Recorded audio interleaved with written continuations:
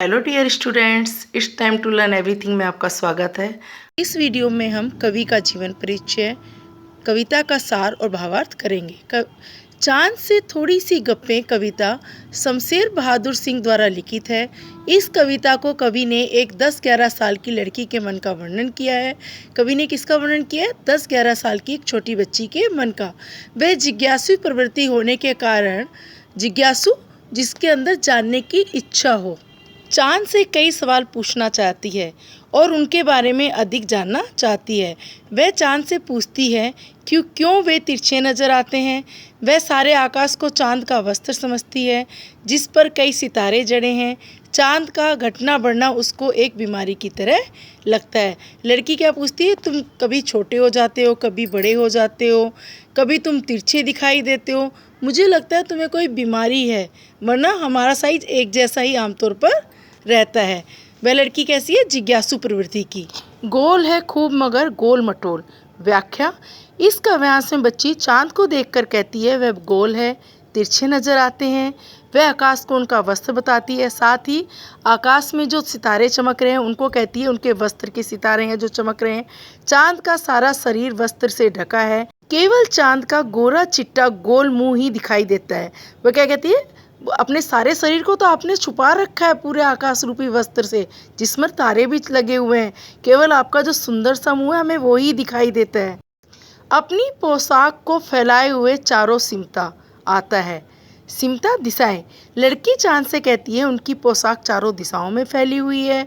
लड़की कहती है वे उसे कम अकल नहीं समझे, वह निरी मूर्ख नहीं है। उसे पता है चांद को बीमारी है। जब वे घटते हैं तो लगातार घटते चले जाते हैं और जब बढ़ते हैं तो बढ़कर पूरे गोल मटोल हो जाते हैं। चांद की ये बीमारी उनसे ठीक नहीं हो रही है। लड़की कहती है आपको ये जो बीमारी है ना, मुझे पता चल गई है, पतला होने की और फिर उसके बाद पूरा गोल मटोल होने तक मोटा होने की, और मोटा होके फिर पतला होने की, और आप तिरछे भी होते हो। आपको ये बीमारी है जो अब ठीक ही नहीं हो पा रही है। कविता के कुछ कठिन शब्दार्थ: सिमटा दिशाएं, निरा पूरा, दम सांस, मरज बीमारी, बिल्कुल गोल पूरी तरह गोलाकार सर्कल, सुलभ आसानी से प्राप्त किया जाने वाला, जो इजी आपको मिल जाए इजीली, उसको क्या कहते हैं? सुलभ। शमशेर बहादुर सिंह का जीवन परिचय। शमशेर बहादुर सिंह का जन्म मुजफ्फरनगर में तथा शिक्षा देहरादून और प्रयाग में हुई। ये हिंदी तथा उर्दू भाषा के विद्वान कवि थे। इनकी शैली अंग्रेजी कवि एजरा पाउंड से प्रभावित है। इन्हें अपने लेखों के लिए साहित्य अकादमी पुरस्कार, कबीर पुरस्कार तथा मैथिली शरण गुप्त पुरस्कार से सम्मानित किया गया है।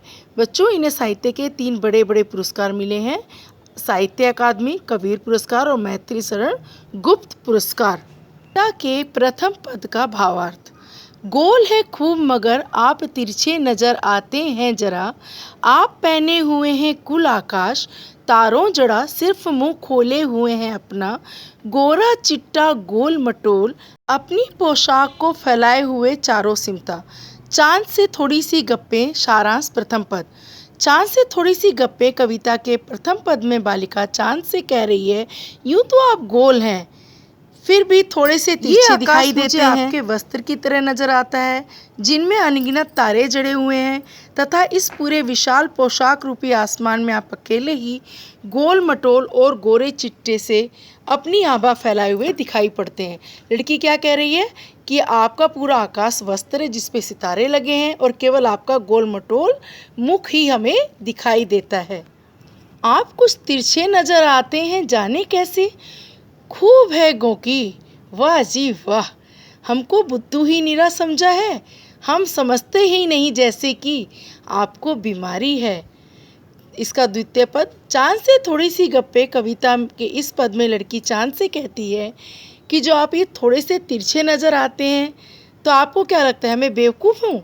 मैं सब समझती हूँ कि आपका यह तिरछापन किसी बीमारी के कारण है। तीसरा पद।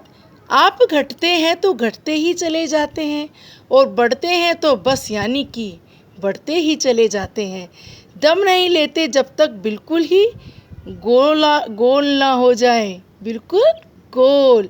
यह मरज आपका अच्छा ही नहीं होने में आता है। लड़की क्या बोल रही तीसरे पद में? चाँद से थोड़ी सी गप्पे कविता के इस अंतिम पद में बालिका चाँद से कहती है, आप घटते हैं तो घटते चले जाते हैं और बढ़ते हैं तो बढ़ते ही चले जाते हैं। पता नहीं क्यों आपकी ये बीमारी ठीक नहीं हो रही है। अतः छोटी बालिका चाँद के घटते और बढ़ते रूप को एक बीमारी समझ रही है।